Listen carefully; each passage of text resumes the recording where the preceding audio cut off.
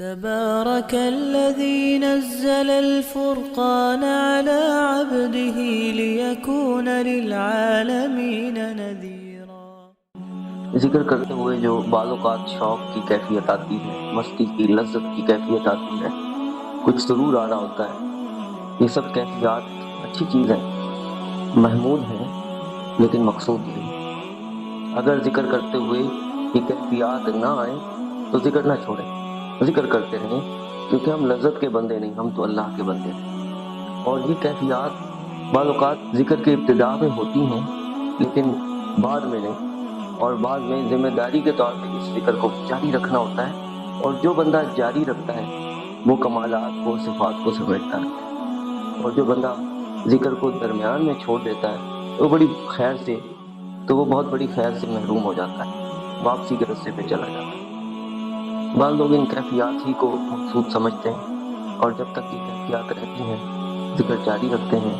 جب یہ کیفیات چلی جاتی ہیں ذکر چھوڑ دیتے ہیں۔ پھر ان سے جب کہا جائے کہ ذکر کیوں نہیں کرتے، وہ کہتے ہیں ذکر میں لذت نہیں آ رہی، لطف نہیں آ رہا، وہ سرور جو پہلے تھا وہ چلا گیا، تو ہم نے ذکر بھی چھوڑ دیا۔ تو بہت افسوس کی بات ہے، ذکر جو ہم کرتے ہیں اللہ تعالیٰ کا تعلق حاصل کرنے کے لیے۔ اگر آپ کو ذکر کے بعد ذکر کی توفیق مل رہی ہے اور نمازوں کی توفیق، اعمال میں ترقی ہو رہی ہے، تو سمجھ لیں کہ یہ ذکر اپنا رنگ دکھا رہا ہے،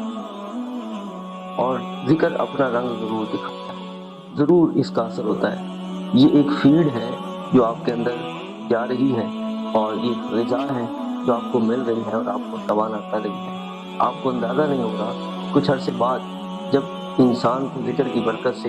اندر کی مضبوطی اور باطن کی قوت حاصل ہوتی ہے، تو اسے اندازہ ہوتا ہے کہ یہ ذکر میرے لیے کتنا مفید ثابت ہوا۔ تو بڑے کی رہنمائی، تو اس حوالے سے بڑوں کی رہنمائی بھی ضروری ہوتی ہے، تاکہ انسان جب حوصلہ ہارنے لگے اور اسے کچھ دکھائی نہ دے رہا ہو اور اسے کوئی فائدہ دکھائی نہ دے رہا ہو، تو بڑوں کی رہنمائی اس کے لیے تسلی کا باعث بنتی ہے اور حوصلہ افزائی کا ذریعہ بنتی ہے۔ تو ذکر سے مقصود تو اللہ رب العزت کا تعلق ہے، اور عبادات میں دھیان کا جمنا اور صفت احسان کا پیدا ہونا، کہ گویا عبادت میں یہ محسوس ہونے لگ جائے کہ میں اللہ کو دیکھ رہا ہوں۔ ابتدا میں یقیناً ایسی کیفیت حاصل نہیں ہوتی، ابتدا میں لذت اور طرح کی ہوتی ہے، لیکن آہستہ آہستہ کوشش کرنے سے، محنت کرنے سے یہ ایک استحضار کی جو کیفیت صفت احسان کے درجے میں حاصل ہوتی ہے،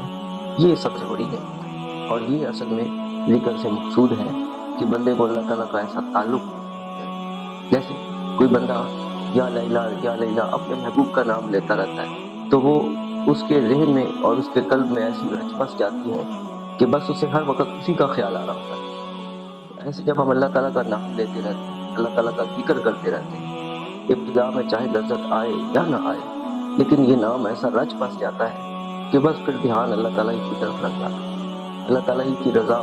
اللہ تعالیٰ ہی کا قرب، اللہ ہی کا تعلق یہ مقصود ہو جاتا ہے۔ اس لیے ذکر کو درمیان میں اس وجہ سے کہ لذت حاصل نہیں ہو رہی، سرور نہیں آ رہا، چھوڑنا نہیں چاہیے۔ مٹکے میں پانی بھرے،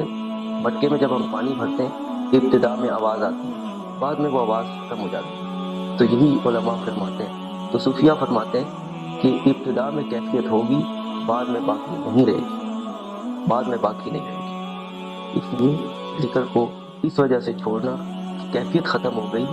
آپ تو گہرائی کی طرف چلے گئے، آپ تو آگے کی طرف چلے گئے ہیں، اب آپ کو چھوڑنا نہیں چاہیے، بلکہ اس کے ذریعے سے جو مقصود ہے اس کو حاصل کرنا